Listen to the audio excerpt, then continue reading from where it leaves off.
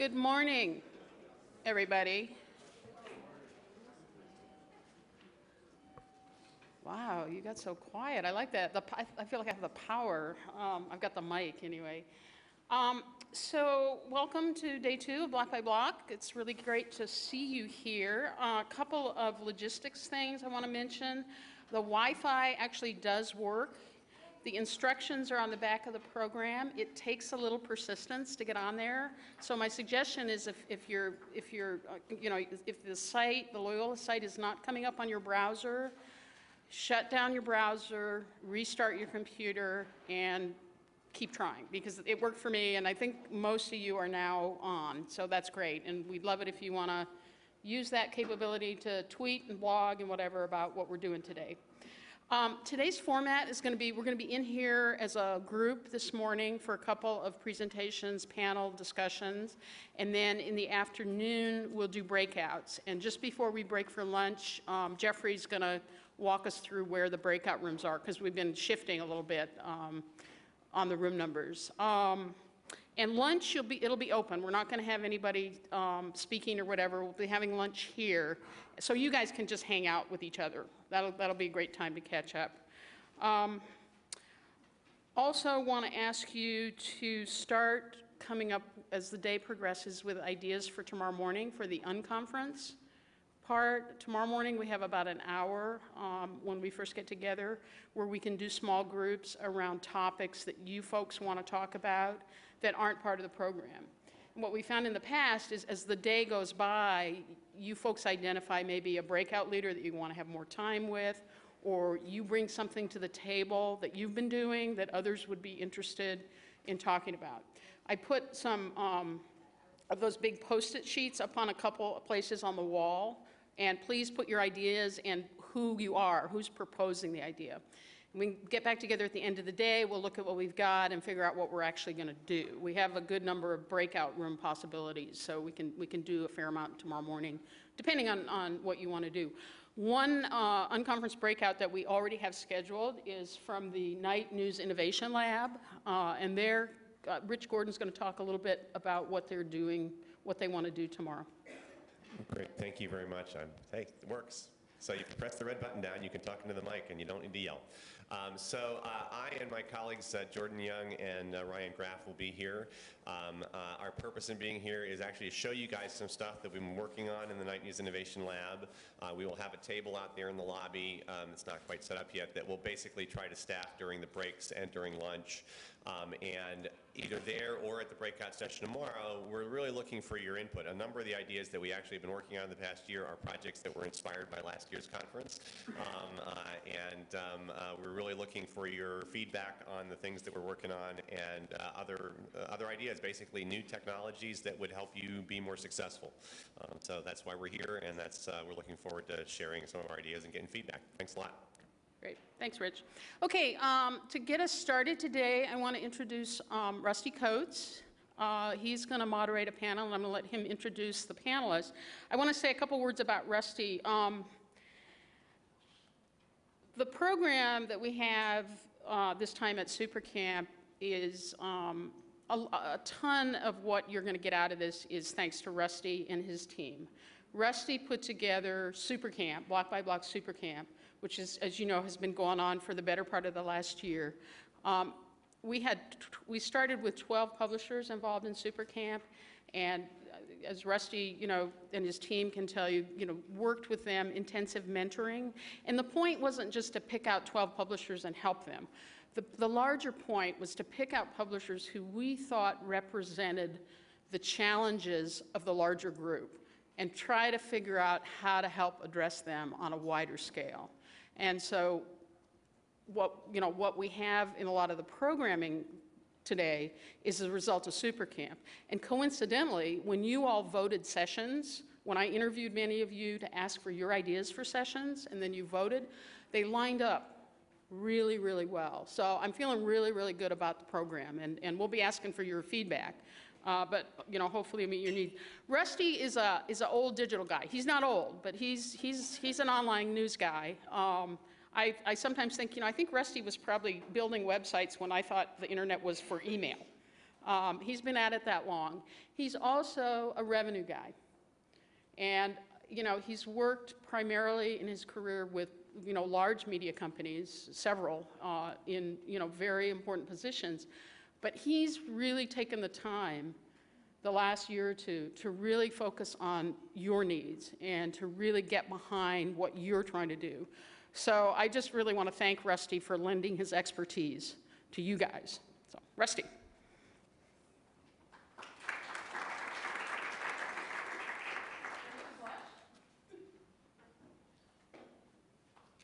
Michelle said she was going to embarrass me, and she made good on that. So, we have a great panel to kick us off today. And but before I do, I did want to acknowledge the coaches from SuperCamp. This was a huge lift, and it didn't happen individually. It happened from a team of people brought together to really focus on the business needs of new publishers, the challenges you face on revenue, business capacity, expanding, building your business beyond what you've already done. And I couldn't have been luckier with the coaches that I had for this. I started with Joe Michaud, if you would stand up, please. Joe will lead a couple of sessions today. He, former president of Maine Today, and became known among all the super campers and the coaches as the adult in the room when we needed it.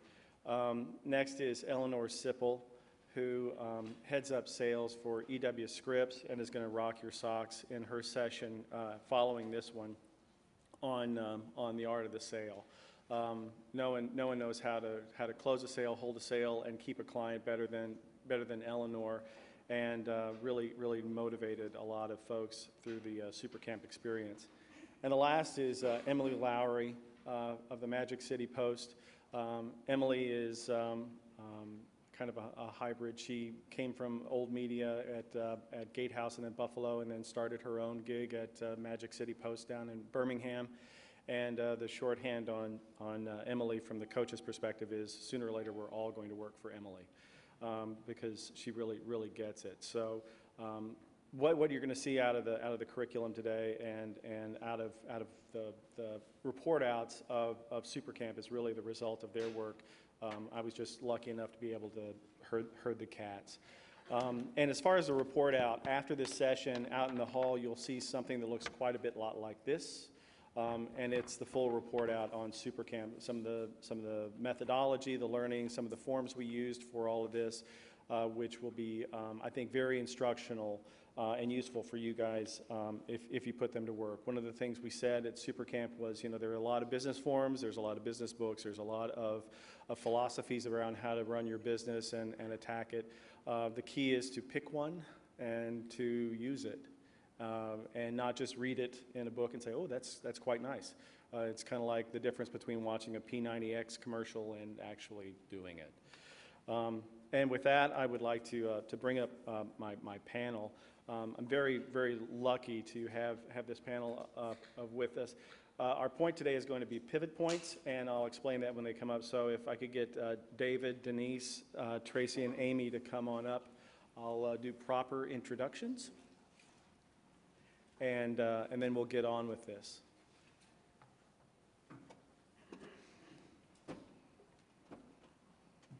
And a couple of caveats on this one. Would like this to be, we'll go around the circle a couple of times. I'll moderate a couple of questions with them and have them speak to this. Then like to open it up for questions from you guys, but also your own pivot points. And what we mean by that are, you know, what are some examples of how you were following your business down one path and realized that was not going to get you to where you wanted to go, or you needed to make some kind of adjustment to get to where you wanted to go, and what that looked like. These are good and bad, and they involve staffing, they involve revenue streams, they involve having come to Jesus discussions with your family members, everything in between.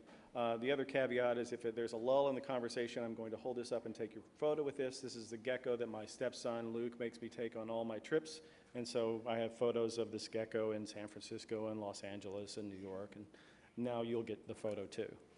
So with that, I want to kick off with David Borax in the middle there. He started in 2006 and then incorporated as an LLC in 2007. A couple of the points, reasons we chose him for this panel is that he's had several instances where he's needed to pivot in considering, do I go this alone? Do I bring in a partner? How do I finance my growth beyond just what's in the coffee can? And then how do I execute on that plan? Next is Denise Civiletti here from Riverhead Local. She launched in March of 2010 with her husband and started working at it full time in July of that year. One of the great things that Denise will add to this discussion is the family dynamic of this. I say as I look to her daughter. Also the desire to move into new areas and grow once you have established yourself in one geographic area and what the opportunities are for growing beyond that. Next we have Tracy from Berkeley side, launched in 2009 with 3 partners, herself included. And one of the great pivot points I'll ask her to talk about is probably the first pivot point that you all reach, and that is this a hobby or is this my full-time job?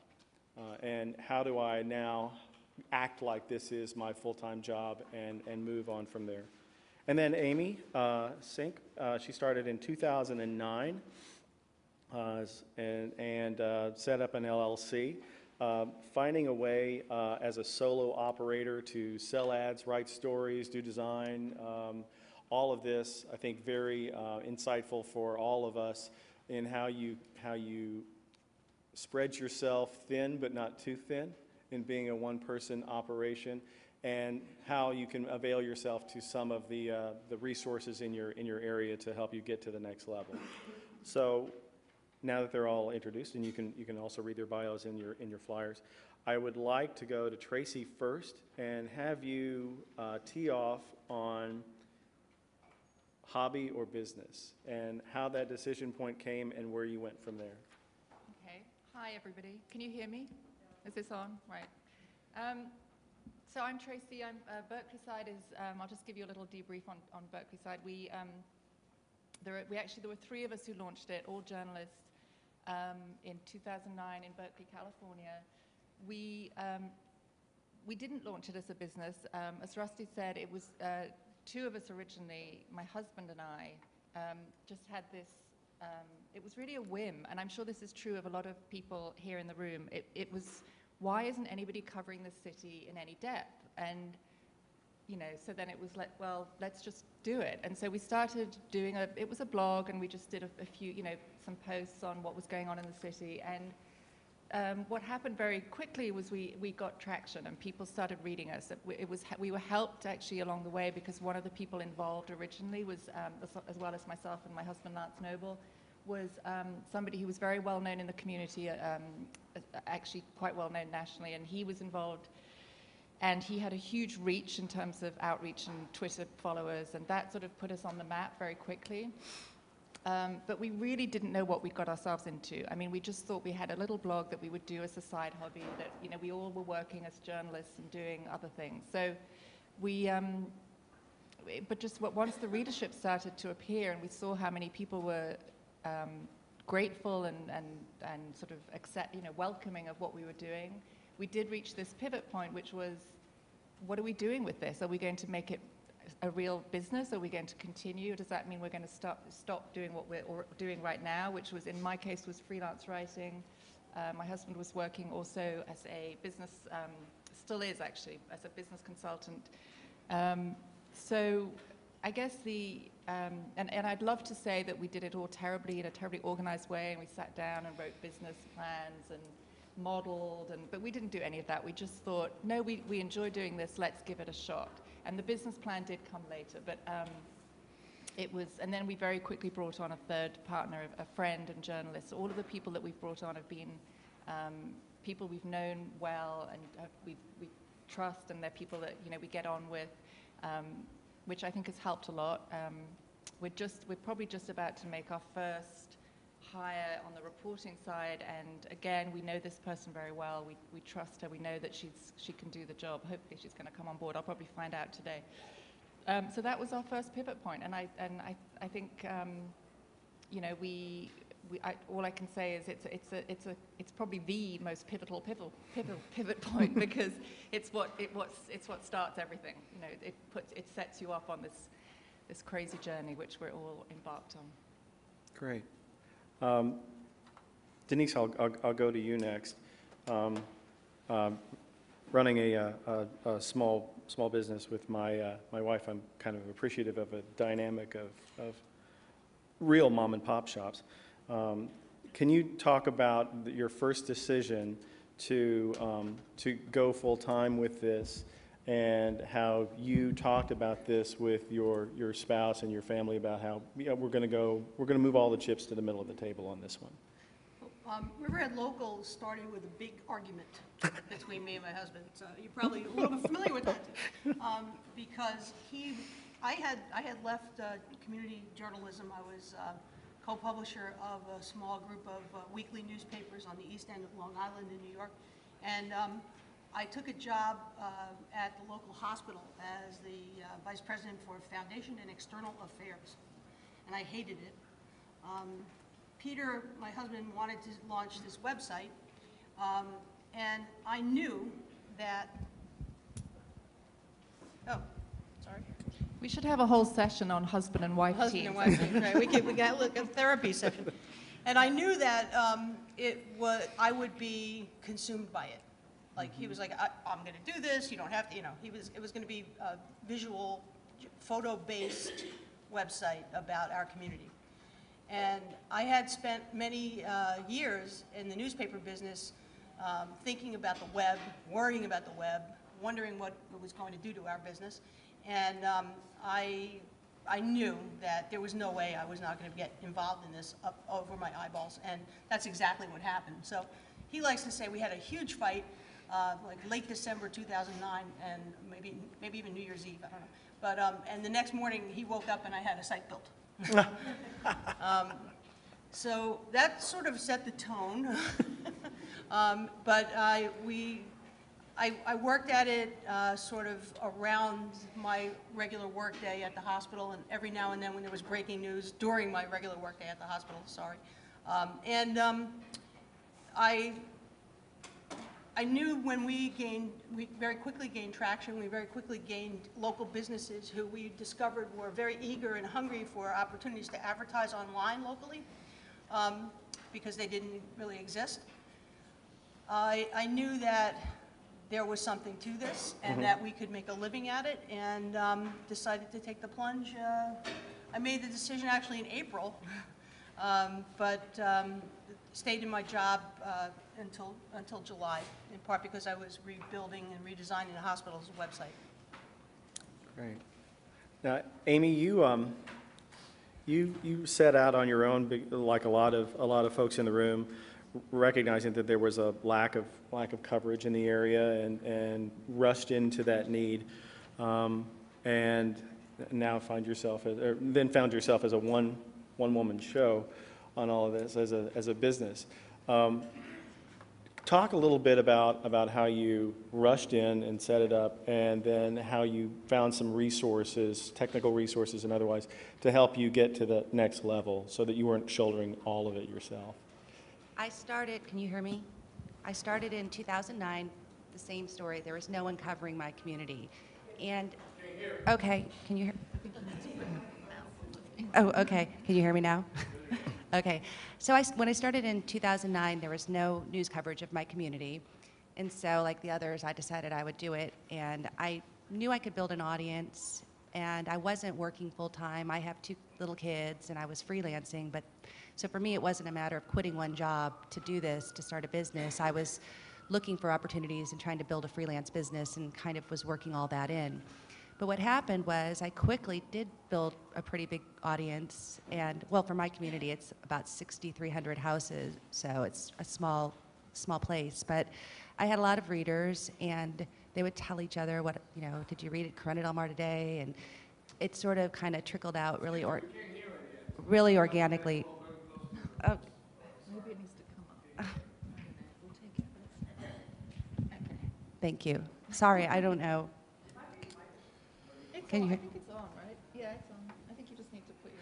Anyway, I built this audience, and one of the people who was reading me regularly had a website development hosting business in town, and he emailed me out of the blue and said he wanted to take over designing my site and hosting it. That's for free. So that was a real first big kind of development for me because it let me sell ads, and it got me kind of a more professional look. And I was happy doing that when in the first year, 2 editors at traditional legacy papers reached out to me and asked if they could use my stories and pay me a weekly fee. So I accepted, and that kind of helped my revenue stream a lot. That probably is about 40% of my revenue now. So I'll write for the Orange County Register. Well, I write for my site first, and then the Orange County Register, LA Times Daily Pilot will pick up my stories after they've been run in my site. And it just sort of helped me not only with revenue, but just have more of a presence and more credibility in the community. Well, let's, before we move to David on that, talk a little bit more about how you negotiated that with them and what terms, what kinds of, what was the entree, what were the terms, and what's the contract look like? Well, at first it was the Orange County Register, and they just offered to run my things for free just to give me because I would get so much exposure. And I actually was naive and thought that would be a great deal, so I let them use my work for free. And it wasn't until the second publication offered to pay me that I thought, oh, and I went back and I negotiated. And they both wanted exclusive, and I told them I didn't want that. And actually, I turned down offers from Another Weekly and from Patch because I pretty much had the corner on Corona Del Mar News. So that was just sort of kind of being tough and sticking to my guns. And the big fallout I've had over the past couple of months, though, was just sort of how what I would have done differently is built a little bit more of a fence around my work, because if I write a story and it goes into the Daily Pilot, it's owned by the LA Times. I'll end up sometimes archived in Tribune Company kind of online sites, and I'll see my work repurposed in ways I'd never really intended. So sometimes I wish that I'd had more foresight when I was working out my contracts to sort of limit the publication. Although, with online, it's so hard to figure out how to maintain control of your work. Get a lawyer. Mm-hmm. Yeah, no, it's definitely, I probably should have had a lawyer talk to me about these contracts I was signing. I was crossing things out and penciling things in because it was unusual. My editor said at the Daily Pilot, which is the Tribune-owned paper, said he'd never seen a contract like mine because I'm a freelancer who doesn't sell my work directly to them. They're using work that's already been published. So there are a lot of kind of tricky things there, and I really probably should have had a lawyer help me guide me through that. That's, we'll just pause on that one, because I came up in SuperCamp quite a bit of mainstream media companies coming to block by block publishers and saying, I've got a great deal for you. I'm going to carry your headlines and maybe some of the copy of your stories on my site and link over to your site, and it's going to drive goo gobs of traffic. Isn't that going to be a great deal for you? And in some cases, you can make the argument that maybe that is a good case for you, and that is that's a very good deal for you if you are 100% sold out on your advertising inventory and you need more inventory on your site, if you need more people coming to your site. But if you are below 60% sold out on your site, you have no need to give your content away. There are many ways to pay for content. They can give you cash, they can give you in-kind, they can give you something else. But always be thinking of that when that great deal washes up on your shore. Can I disagree there? Sure. Respectfully. No, please, please. We have a couple of partnerships, and one of them with the San Francisco Chronicle, they do pay us. It's a just a derisory amount, I should say. But the reason we do put our stories up on their site is because they drive a huge number of readers to us, and a lot of them, a significant number stick. And so I think if you're looking to boost readership, there is an argument to be said to not necessarily just, open door policy, take all my copy. I mean, we actually submit the stories ourselves, so we have control over what we put on the site. But that's just one factor that. No, we should. I think that's a very good point. If you're looking at it as a marketing arm and to drive more loyalty to your brand or to get exposure, that's another way to get paid, because you paying a Google search or you putting a banner on someone else's site is going to cost you, and that's a way to mitigate those costs. I want to switch to David, who had a very early pivot point in 2008, and we call this the BLAL phase of your life, the before Lindsey and the after Lindsey phase of your business. So you can introduce Lindsey and then talk about what before and after looks like. He's talking about Lindsey Kibolowski, who is my chief operating officer in my small company, but lofty title, but it really does capture what she contributes to the company. I'm a little different from some of the other folks up here. I didn't end up taking on a business partner who owns a piece of my business. I ended up hiring somebody to do this. And that happened, I think, for a couple of reasons. One is that at the time, I hired a part-time ad designer and website assistant, and that's what she came in. She came in 15 hours a week helping out with that, and she turns out to be a person who has a lot of different skills that she can contribute, which are complementary to my own skills as a journalist. So she evolved from a part-time ad and website designer into doing our books, helping out with strategy, helping with marketing. She really is functionally the equivalent of a business partner, except that she's at a different stage in her career than I am. I've been at this for 35 years. I'm doing this as a business. I've got a kind of a medium-term vision for the business that I'm running. She's a younger person. She's just under 30, and she needs an income. So I think whichever way you structure it, I want to go back to the comment that several others have made, which is you absolutely need to get help, and get help with the things that you can't do or you don't want to do. She now actually not only handles the website and design and strategy, she manages our ad sales, which is something else that has evolved since she came on board. We have a part-time commission-only ad sales staff of 3, and between the two of us, I think we've learned a lot about advertising in the last couple of years, and actually one of the big things I took away from SuperCamp was some instruction on how ad salespeople think so that we could help to manage them, but she works on that as well.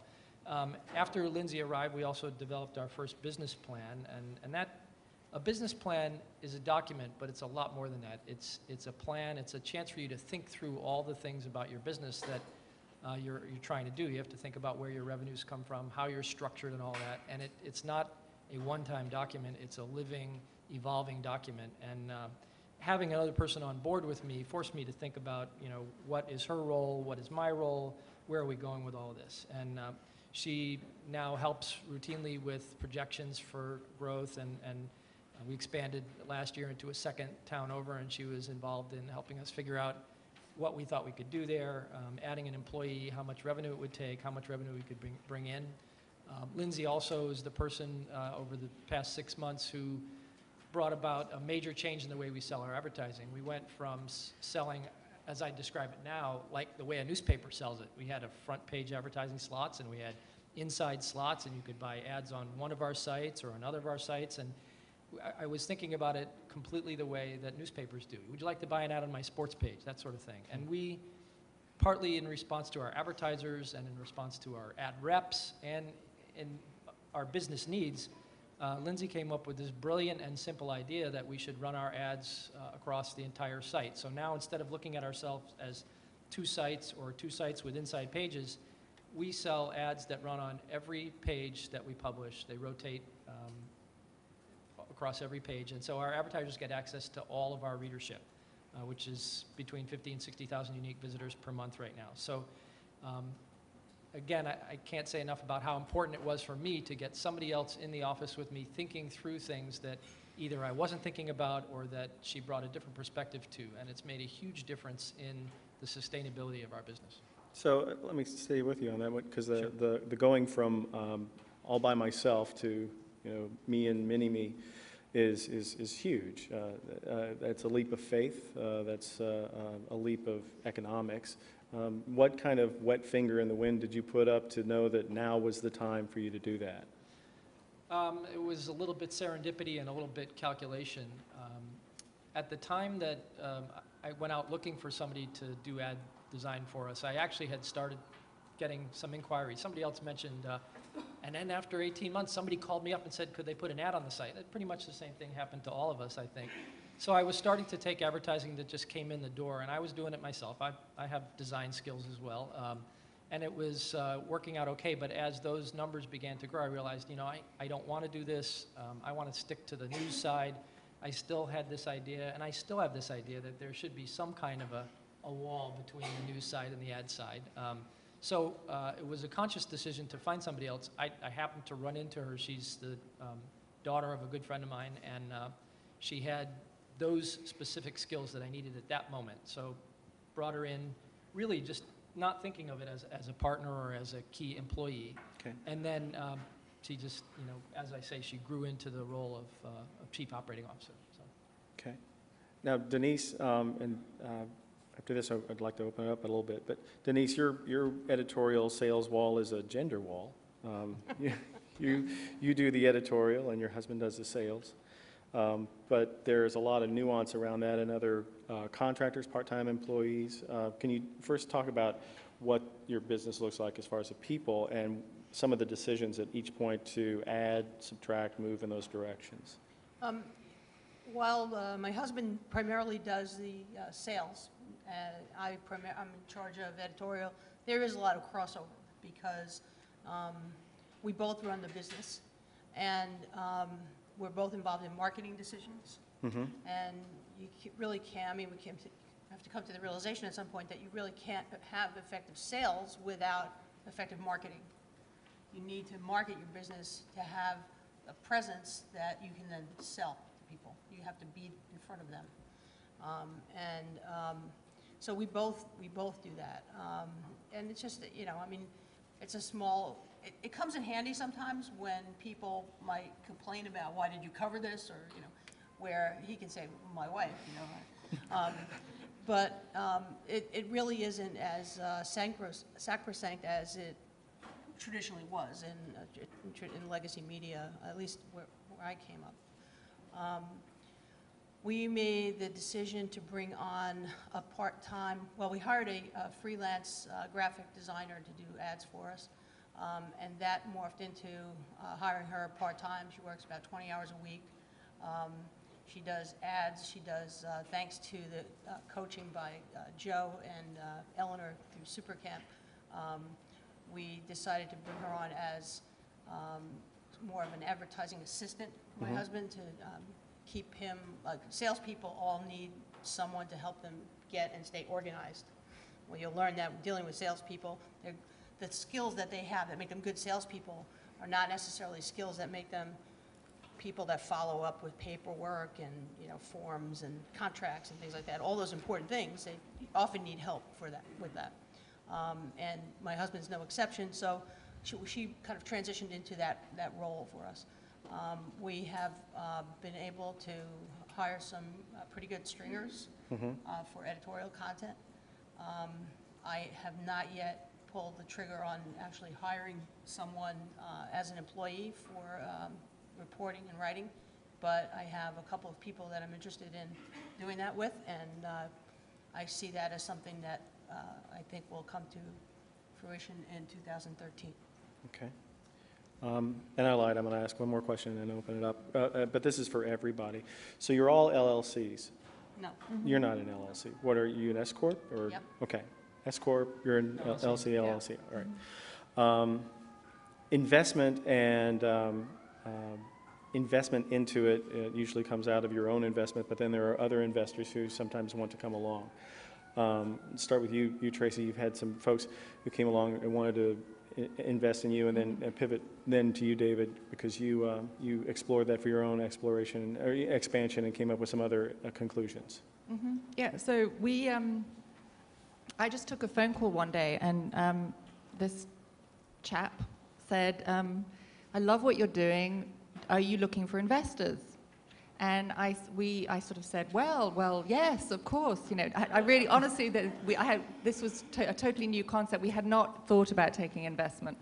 So I went back to the team and I said, what do you think? You know, should we take some investment? So what was interesting about actually that first conversation was we were pretty sure that this person would be a good person to take money from. I mean, he was, you know, he was kosher, as it were. But the thing that I hadn't anticipated is we decided we would take less than he was offering. He was saying, you know, he was pretty open-ended actually, but the number that was sort of floating around was $100,000. And we thought about it and we thought, do we want to get into that sort of number, or should we be a little bit more conservative? And the key thing that we wanted the investment for was, at this point, was to be able to afford bringing on an advertising person, because we were 6 months into the site when we decided we wanted, I mean, it was the same story. People were saying, do you take advertising? We started, just like David, we started doing it ourselves. It didn't feel right that we were selling the ads and writing the editorial, and also none of us had a sales background, and we knew that we wanted somebody, a professional. So that was what we wanted the investment for. So we ended up taking half that number. We took 50,000. And he has a 20% stake in the company, and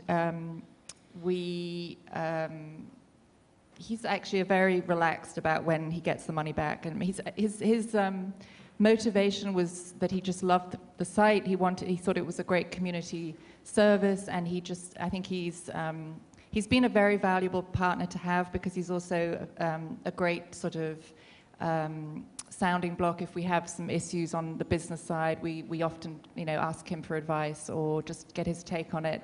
And it's been a great thing. You know, it kickstarted our ability to bring on this person who has been instrumental in building the business, the advertising director, who, like a lot of the stories we're hearing today, has turned into somebody who does a lot more than sell ads. I mean, she's really built a sort of business strategy around what we do. She got us out into the community. We were all a little bit like a lot of journalists. We rather liked sort of being behind our, at our desk, behind our computers, churning out stories. And she said, "You've got to get out there. You've got to be at every street fair. You've got to have a presence. We've got to talk about sponsoring things. We've got to go to god-awful business, chamber business breakfast, you know, well, those sorts of things." And we did it. We thought, okay, we'll grit our teeth and we'll do it, and it's really paid off. And so long way of answering the question, but that was how the investment. Can I ask a specific question about the investment? Is it a straight equity investment? Is there any guarantee of a return or a time frame or anything?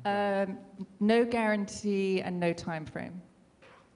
The ideal investment. Yeah, I'll give you all his number. And he's kosher, so yeah.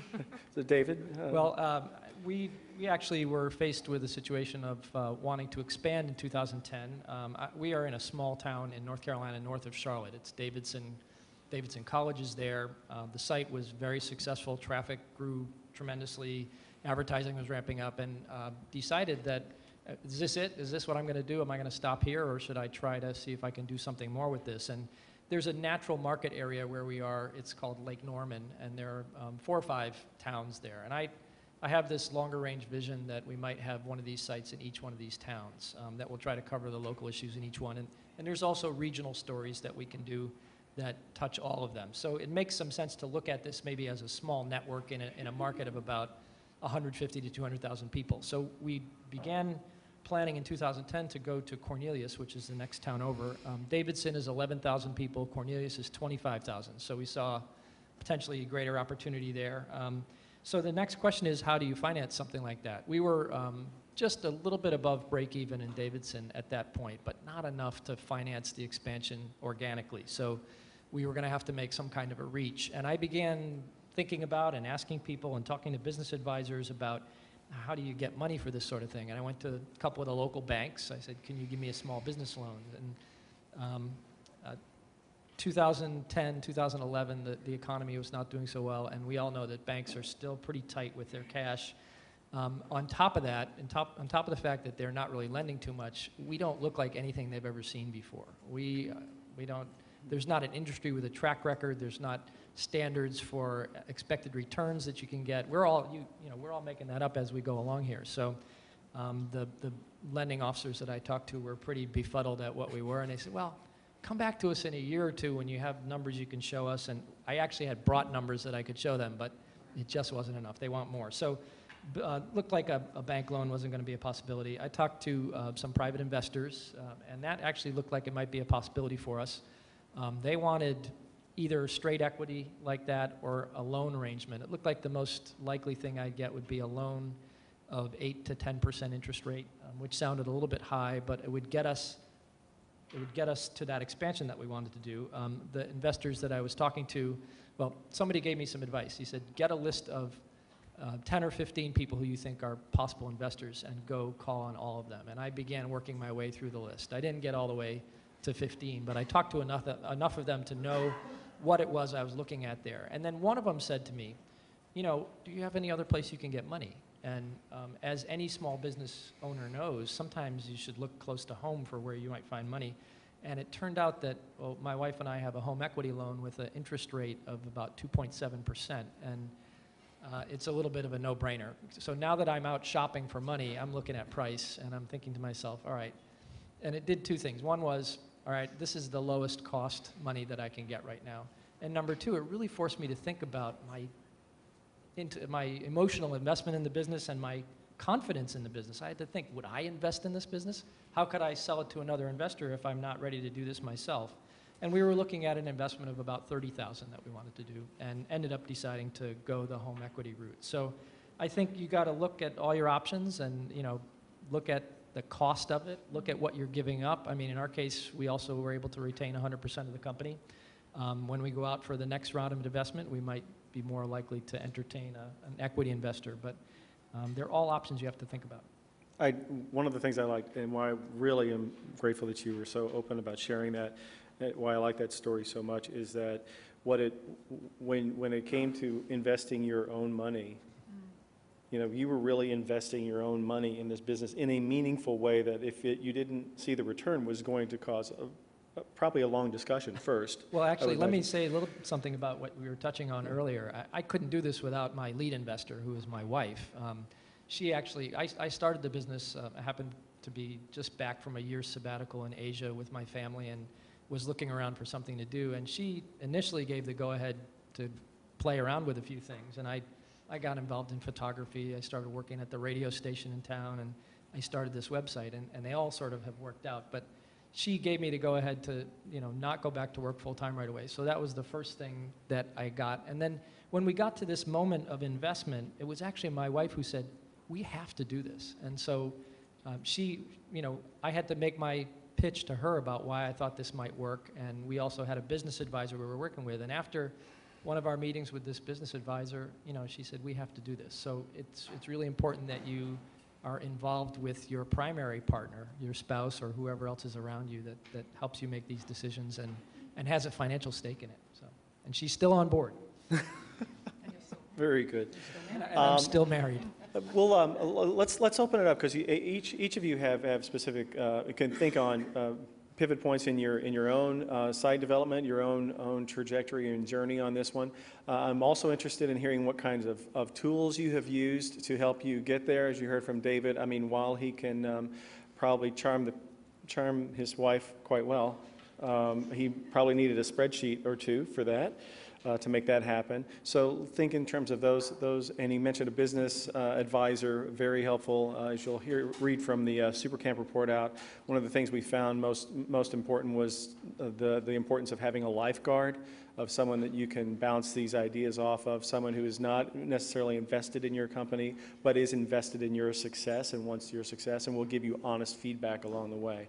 So I know I have one hand, and if you, as you share, please tell who you are and what sites you represent, and then just run with it. Yeah, good morning. My name is Patricio from San Antonio, where I have Alamo City Times. Can you use the mic? Oh, you can hear me? Yeah. Okay, hello. Good morning. Hey, my name is Patricio Espinosa. I'm a journalist in San Antonio, and I manage a community volunteer website, Alamo City Times. I noticed that I was looking at all of your websites. I've met a couple of you before. But I was wondering if you could just briefly share, because all of your websites, they have a healthy amount of advertisers. Could you just briefly share your daily groundwork to do that, to be able to accomplish that? And I'm just curious, and you don't have to go into it, but could you just mention the publishing platform you're using? Okay, you want to start off, Denny? So a publishing platform, daily routine, kind of your system of selling and maintenance. We use Joomla for the website, and we are using a Joomla component software that I bought to serve up the ads, which rotates ads. It can serve ads by keywords and by geography tags, if you want to do that. Daily routine, oh boy. My husband's not big on routines, actually. He doesn't do anything twice the same way, right, Katie? But, you know, he cultivates people that he wants to call on. He makes calls. He calls them on the phone. He goes and visits. He is constantly sort of pounding the pavement. He's constantly out in the community talking to people. And eventually, you know, things pay off. I mean, this week he landed a contract with a company in town that he's been sort of courting for about a year. You have to be really persistent and, you know, let people know it's okay, I'll come back to you, we'll talk again, et cetera. I mean, he's really good at that. He's really good at talking to people and, you know, never giving up. And if you don't mind, can you just throw into the mix an average of the cost of those banners? Would you mind sharing that? No, I don't mind. We currently, they currently range from, we charge by the month, and they currently range from $250 per month up to, I think, and I'm saying I think because this really is not in my head, but the top, you know, top positions on the website up to like $950 a month, depending on the locations, the top banners. We sell positions at the top of the pages, both the interior pages. We do sell like homepage and inside pages and lesser amounts for like other pages that get less traffic, say. But so there's a whole, like, we have a rate sheet. We sat down and wrote up a rate sheet. We sat down and wrote up well, part of the rate sheet is who we are, what we do, what our philosophy is, what our metrics look like, and it's like a one-pager that he goes out with and he can hand out to people. Amy, we'll just leapfrog. Okay, I'm not mute. Can you hear me? No. Okay, can I? It's got a red. Yeah, that's all. Okay. Yeah. I think it was the mic, sorry. Okay. There you go. It got me all flustered earlier. I am on a WordPress-based site, and until recently, my web designer had to place every ad and rotate every ad, and it was, somebody wanted an ad or wanted to try something, I had to wait for this team of people, and I think a lot of them were in Russia, and it was just a big hassle. So recently, he got me on a widget that I think is called AdWhirl. Is that familiar to anyone? But it rotates, it creates spots for my ads, and then it rotates them, and it lets me upload them and manipulate them, which has given me a lot of flexibility. Hi, good morning. My name is Sylvia. I'm from Elizabeth, New Jersey, and my hyperlocal is elizabethinsideout.com or .tv because I bought all the domains. Now, what is the name of the plugin you use for WordPress to rotate your ads? Because I couldn't hear very well. Sorry, I think it's AdWhirl. Word, W-O-R-D? W-H-I-R-L, AdWhirl. World. Oh, okay, Yeah. world. Mm-hmm. So as far as a daily routine, I mean, I don't have a very organized daily routine, but I do try to pay attention when I'm doing my Google Analytics research to keywords, because I think sometimes that helps me with ad sales. There's a new theater that opened, and about the people who are coming to my site on search are pretty much looking for theater information. So I use that to try to sell an ad. You know, I'm always on the lookout for those kind of connections with people, with possible new advertisers. and I always am going to those breakfasts and business meetings and car shows and Chamber of Commerce events because, you know, I'm always looking for people who, I want a good fit. I don't want to just sell ads to anybody or, you know, I just think that it really should be, I haven't turned down any ads, but I'm pretty picky about who I solicit. And if it's a good fit and I can make a compelling case, I will push really hard. But sometimes, like you were saying, it takes a while to land the deal. No, Tracy? So our ad director, the advertising person, Wendy, she, the routine, I think I would say it's a very old-fashioned approach. She came from Condé Nast, the magazine company, and I think she put a lot of the principles that work for every good advertising salesperson, which, as Denise said, involve pounding the pavements and persistence. It really is those two things. She walks the high streets of the different neighborhoods of Berkeley, which have commercial districts, and she gets to know every shop owner in those districts. We have a sort of two-layer sort of advertising structure in that we have the local mom and pop sort of shops, which are in all the little shopping areas, and then we have the big guns, which is principally UC Berkeley, the university, which is one of our biggest. I think it's the single biggest advertiser because they have a lot of different departments, and one of the things that she had to do, and I'm sure a lot of us have experienced this, is a sort of educational process with some of the smaller local businesses. They're asking questions. What is this thing? Is it a blog? How do I get measure effectiveness? They want to know about click rates and all those questions which come along. And one of the interesting things that we've experienced is that Wendy, as I said, came from a traditional print background. So to a certain extent, she was learning this herself along the way. And so she was sort of on that journey with them. And she obviously had to be one step ahead, but she found that she was, finding out more and more about how she could talk to people who didn't have big budgets, who'd only ever used local print publications. So there was that, and then, as I say, the second sort of, this other sort of part of our advertising base is incredibly sophisticated and understands completely what it's all about, and were coming to us and saying, can we do these really complex, packages, which we've been happy to work with them on, but it's all a learning process for us in that respect. And then we use WordPress as our platform, and we use DoubleClick for the advertising side. Okay. David? Let's see, we use WordPress for the content side of our site. We use OpenX self-hosted on the ad side. Our ad prices range from roughly about $100 to $400. I would love to get that top number up a bit, but that's where we stand. We've got a lot of competition in our market.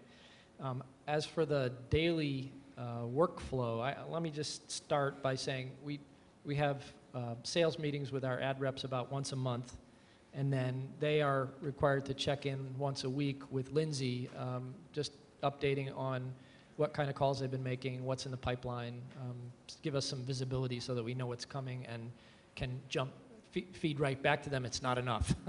It's never enough. So we get some idea about what's coming in. When the sales reps close a deal, we have a contract form that we give them and they sign where it spells out what we're doing, what they're doing. If you don't have a contract, you really need one. And then the contract comes into Lindsey, and there's a little bit of a handoff there. She takes over the relationship with the advertiser at that point from a technical standpoint. In some cases, we design the ads ourselves. She does that. In other cases, they provide their own copy that's ready, and she works on posting it. She updates as needed, and she also provides, on the back end, feedback every month to each advertiser, a report about what the traffic has been like, the click-throughs, and we use that opportunity also to give any updates about our business. What are we doing? What's happening to us? Did David get invited to speak at a conference? Did we go to this event? That sort of thing. So we try to keep regular communications with our clients that way. So that's kind of our workflow. So I'm going to go to a question over here, but I did want to make a point that is hugely obvious here, is that what you've heard from them, and I'm sure you'll hear in the bar, is that there are these documents People have the sales sheets, people have the contracts, your peers have, their versions of that. Steal like Robin Hood on this, go after each one of them and say, can I have that? And if they need to black out their numbers like the CIA, that's great, but at least you have the guts of the form. That's really the special sauce of getting together like this, is for you to be able to steal not only ideas, but the supporting documentation that will help you get to the next level, because the business plan leads to the 100-day plan, leads to the contract, leads to the renewal, and on and on and on. And those you're not going to get to the goal without some of those supporting documents. So I'm going to go over here, and then I'll go over here. Hi, Elaine Korzar, Urban Times, Chicago. What tools do you use or product do you use to do the tracking? Is it a CRM? If so, what? If not CRM, what?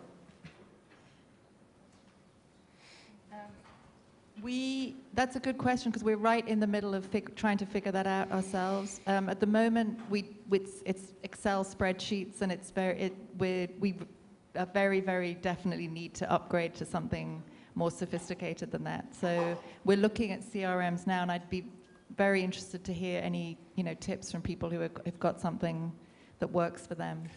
There's actually going to be one of our breakout sessions later today is on CRM.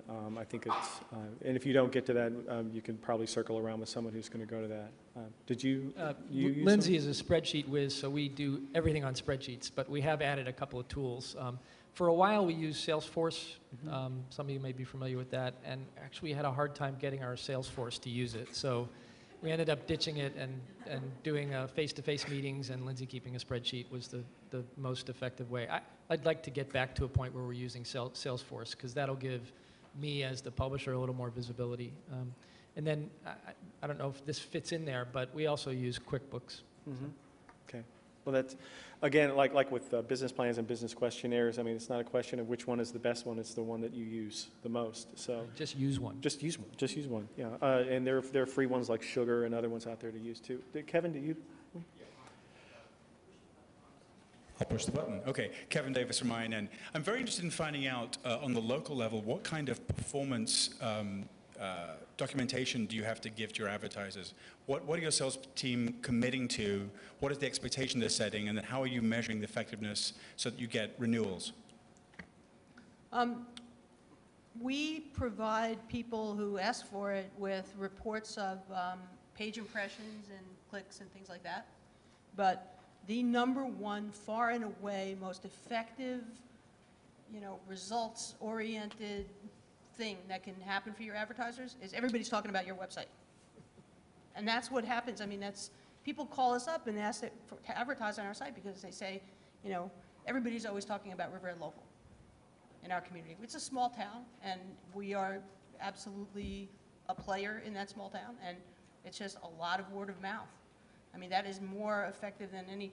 First of all, we're dealing with a lot of small business owners who this is all foreign to them. I mean, they were not advertising online before, and page impressions, click-throughs, page views, unique visitors, it's all a foreign language. But people coming into their store and talking about did you see this on Riverhead Local?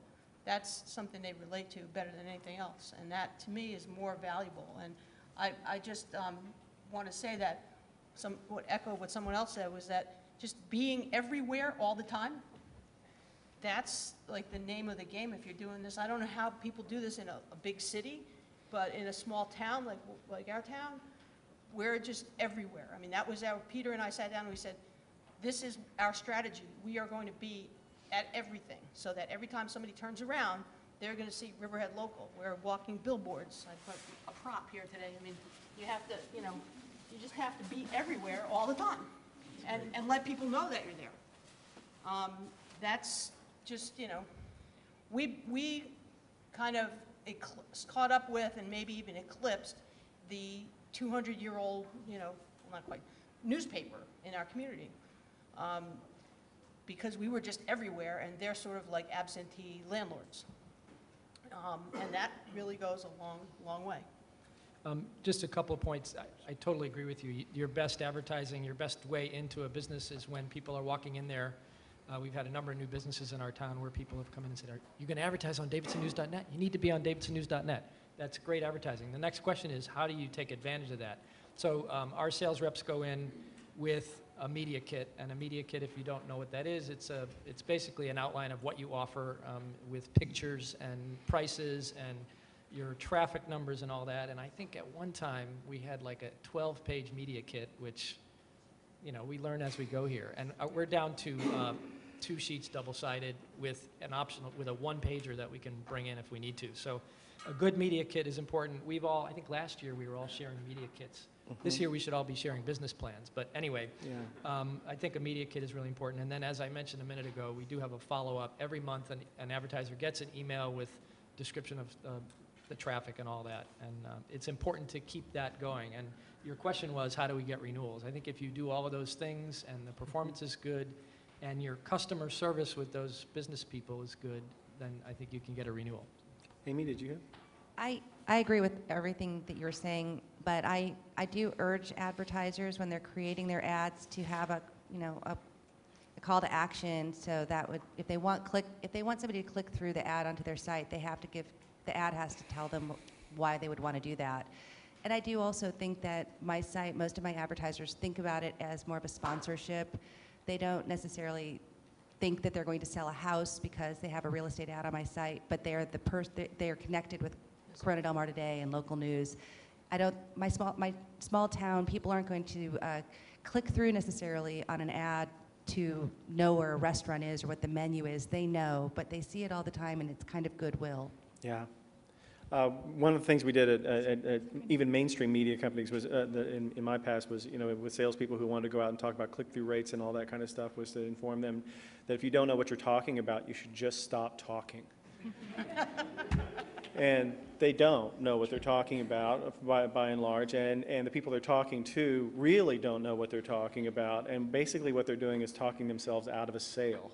And so the real key is to, as we did at SuperCamp, was to hold, and when they lean forward, just hand them a pen, because if they want you to explain it any more than that, then you've already lost the sale. Yeah, I would just add to that we very much downplay click-through, the whole click-through. We could do a whole session on click-through rates, but, I don't know, if people in this room, I never click on ads, so I wouldn't expect people to do it, and people, some of our advertisers look at these numbers very closely, but the message we're always, coming back to our advertisers with is, look at the whole picture, look at the impressions, look at the brand, awareness that you're going to be building, the association, as you said, is very important too. And I think, the more sophisticated advertisers know that clicks are not, what it's about, really. Yeah, just to quickly just say, you want to ask people what they want out of their ad. Do they want click-throughs? And then, as Amy said, they need to do something with their ad that'll do that. You've been very patient. I'm sorry. Good morning. As I look at the sea of laptops and iPads, I look up at David, and that device up there, is that a clipboard? Oh, hey, that's got to say something about your character, my friend. Sherman and Peabody had the Wayback Machine, and it's a two-part question. Yeah, thanks for that. I'm your advisor from PotomacLocal.com in Northern Virginia. One of you had mentioned, I think it was David, selling. We too are in that run of sight in terms of impressions, every page, every viewer. But at what point will we know when do we transition to an impression-based and inventory type of sales? And the second question goes to the investment that you had mentioned earlier. When you got that initial money and you brought on your advertising salesperson, can you walk us through what the pay was, the base? Did you go commission only, and what the thought process was, and sort of that, walk us through that negotiation? Thank you. Just really quickly, our new ad contracts in the last 6 months, since we switched to this run-of-site advertising model, they now include a number which I was always reluctant to put on there, which was the word impressions. And so now we've calculated it out. We figured what our averages were in the past, and we now have on our contract that you're guaranteed a minimum of 30,000 impressions. That is not selling by impressions, but it's planting the seed in our advertisers' minds that there's this thing called impressions, and that what you're buying from us is a certain amount of exposure on our site. So The short answer to your question is we will switch to a different way of pricing when our advertisers ask for it, but most of them don't even know what that is yet, so I don't think we're there. Yeah, so on the taking on the ad person, we originally thought we would go on maybe a sort of semi-commission basis, regular pay, but actually we tailored what we did to the person that we took on, and she very much did not want to be commission-based, and we got the investment, so we knew we could afford to pay her on a monthly fee, and I think again it was a leap of faith, but we felt if she's going to work well for us, and if she's going to do a good job, she needs to be happy, and if she feels from the outset that she doesn't really like this structure, her pay structure, then we've immediately set off on a wrong footing. So it did pay off. We pay her a monthly fee, and now we're considering bringing her in as a partner because she'd like to be part of the future of the company. Is there a pivot point for anyone who's brought on a salesperson and started off as commission only and then went to base and decided this works better than another? We are getting ready to hire another one, and we're looking at a combination of commission and salary for the next one for a couple of reasons. One is we want to get somebody working more hours than the soccer moms that we have right now, which it's a good model, but we need more feet on the street for longer every week. So we figure that bringing somebody in for a certain number of hours and paying them for those hours will help us ensure that they're out there, and that's really important for us. Very good.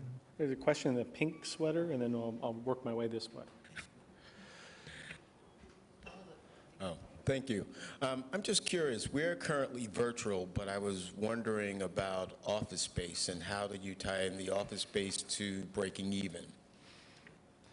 That's a great, so of all of you, how many of you have an office that you lease?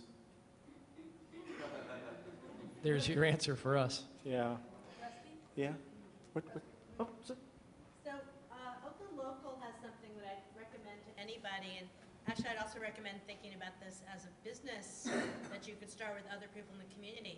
We are in a co-working space, so we pay $200 a month to people who've been ecstatic to have us because we brought so much awareness to them because we also hold events there.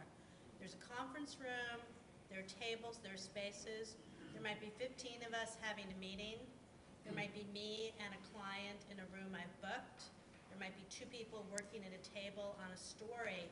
It's been an incredible way to have flex space at a very low cost, and a lot of communities now either have co-working or are talking about ways to get co-working in our city. Everybody knows what co-working is? It's the idea of a shared space, so you don't go to Starbucks, you go somewhere, you pay a small fee. In Oakland, there's now a lot of us coming up in unused office space where people are starting to put it as a feature of buildings to bring in more independent workers. So happy to talk about co-working, but that's been incredibly valuable for us because we needed a place to go. We had to keep the cost down. Great. Let me move to this one in the muffler. Hi, Michael Depp with Net News Check. I'm wondering, probably most of you are competing with community newspapers in your given markets, and I'm wondering where you see your competitive advantages and disadvantages in working with advertisers compared to those community papers. That's an easy question for me to answer because we are really local. We live in the community. We're there. I mean, it's our town. The community newspaper doesn't really have any local employees. The editor and the people that work for the paper all live out of town. They, I don't think, really get the importance of being in town and being at events, even when they're not newsworthy from a journalist perspective, but being there. And the publisher, who I think understands that, I think can't be bothered. He lives far away. And so we're on the ground, and that is far and away our competitive edge with advertisers, with covering news, with the community. People know us, they see us, and like what we have, like what we produce. This is my biggest headache. We compete against print weeklies and a couple of monthly glossy Lake magazines where we are, And I think the biggest problem that we have is we don't have any ink and paper. And we are still, at least in our area, in an era when that is the driving force. And most of our mom and pops that we're talking to are not very internet savvy. They're not thinking electronically. They're not thinking even about mobile or anything even further down the line. And so for us, we are trying to educate and get them to understand that the 50,000 number that I'm using is a hard number. The 100,000 number that the weekly is using is a very soft, inflated number based on multipliers that they won't even tell you. And so, you know, we have a disadvantage, which is that a lot of our advertisers just like to hold that thing in their hands. Surprisingly, we don't really have a direct, well, we don't have as much competition as we should, really, for a city like Berkeley, California. I mean, we have this, the weekly paper that was going folded just as we were getting started. And there are some regional papers, you know, that cover larger geographical areas than we do. But we have a similar problem that a lot of the people who advertise in those, and it's a lot of restaurants or it's a sort of force of habit. They've been placing their ads there for years, and they just don't see why they should change. They're often on very good rates. But I think you asked about the advantage, what do we have? I think it's the fact that we have over 100,000 unique visitors a month coming to the site, where there's a huge buzz about Berkeley site. Everybody, you know, more and more people know about it.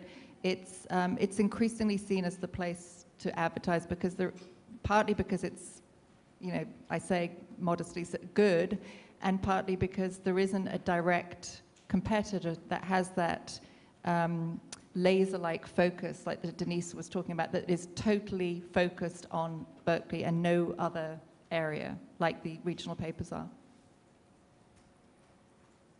I have a lot of people who should be advertisers, and they prefer to go to the print publications, and it's frustrating, but it is what it is. So I just am trying to, you know, maintain the advertisers that I have, keep them on, keep them renewing, and work to try to cultivate new ones.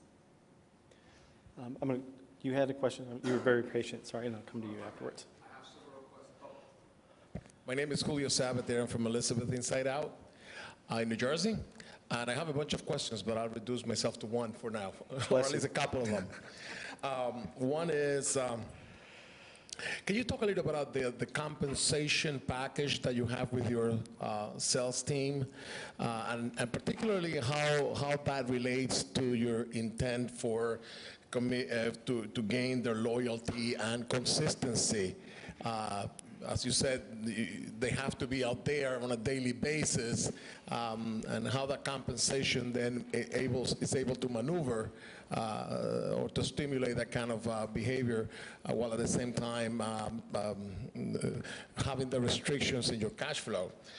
And can you also talk a little bit about the profile of your sales team?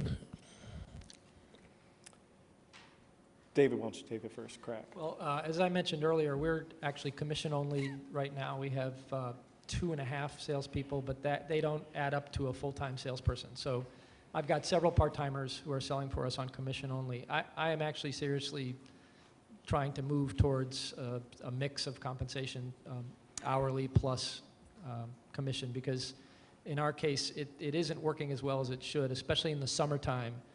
It's not working to get them out there. And we don't have a whole lot of leverage to get the sales force out there. And, you know, I've been talking to a lawyer recently developing a employee handbook and policy, and she's also looking at my different employees, and she's, number one, raising a question about whether I'm breaking the law by having them be contract only. And we're in discussions. The last thing I heard was it depends on what your risk tolerance is for how you treat these, whether they're contractors or employees. But anyway, it's something that we all need to think about. Every state law is different, so it may not be the same in your state. But in my state, it looks like we might need to be moving towards making them employees. And if we do that, then we are subject to minimum wage laws and that sort of thing. And that actually could work in our favor to get these folks out there on the street more. So. If you haven't already done that, and we say this every year, but if you haven't already done that, please look at your own state laws regarding contract labor versus employee and what the limitations are or the expectations on both sides. You don't want to get into a situation where one of your contractors ends up owning your company. Can you also share a couple of words on the profile of your sales force? So the ones that I have right now are, all of them, number one requirement, make sure they have sales experience. It doesn't matter what kind. They could sell high-tech equipment or office equipment, office furniture. So one of our folks right now actually has a background in newspaper ad sales many years ago. The other one used to sell high-tech and office sorts of things. So having some sales experience is really important. We can teach them all the lingo, we can teach them how online ad sales work, but we can't teach them to close a deal, and that's the most important thing. They are part-timers. One of them works part-time while working another job, so we're an extra thing for her. She works at an architecture firm. Another one is a soccer mom, and we are her first job out of the house since her kids got a little bit older and she can afford to take some time away from the house now. So, and we've got another person who is retired from, not retired, but she's left her last job and she's looking around for something else right now. We're the thing that she came to as she is looking about where to go next. And she's helping us with a lot of business development sorts of things as well. So they're all part-time, and we are not their main source of income. Okay, by threat of pain and death, I'm told I have one question left to grant, so I'll go up right up front here. Lynn Lemaster from eNews AZ. I was just wondering if you look at any other sources of revenue to help. Are you looking at text link ads? Are you looking at maybe a directory site that you can charge people for? Are you looking at, other ways to bring in money besides just selling advertising? Yes, definitely. And that was one of our pivot points as a business when we realized that we did not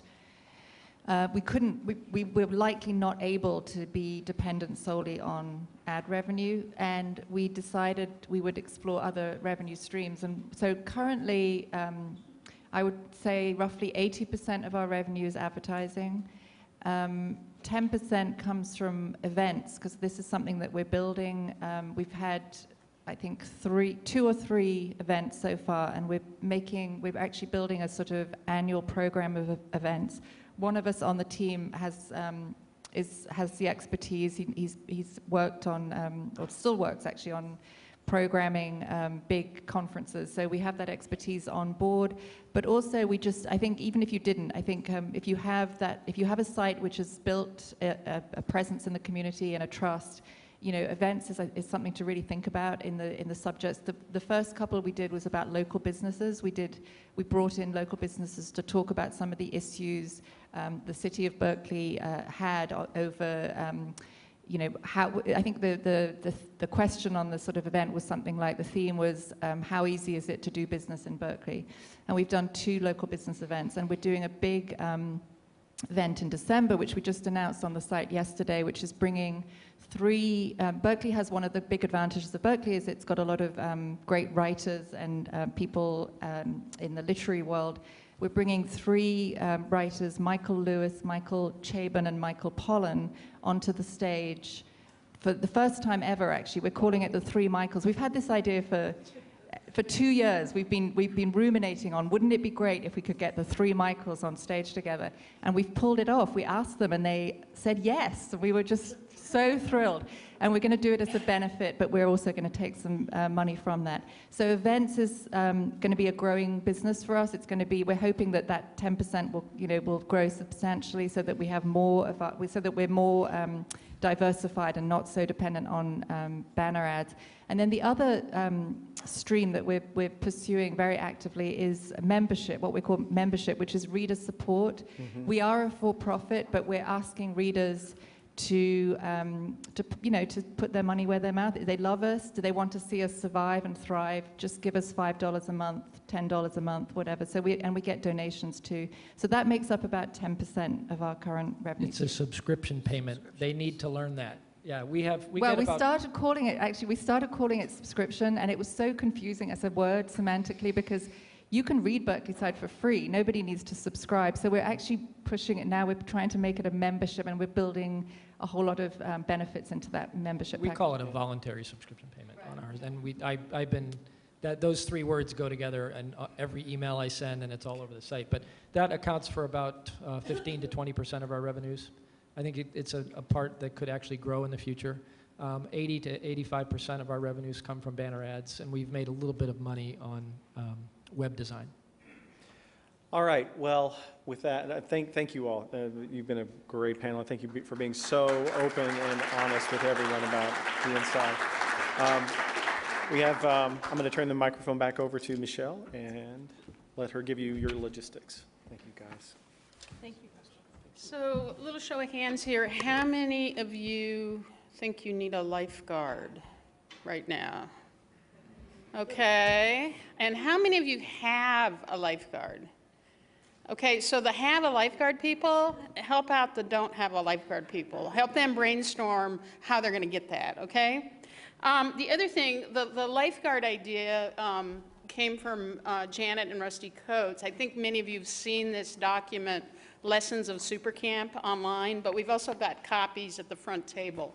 So if you want to grab one during the break, great. We're going to take about a 10-minute break, come back about 10:30, and we'll see you then. Thanks, panel.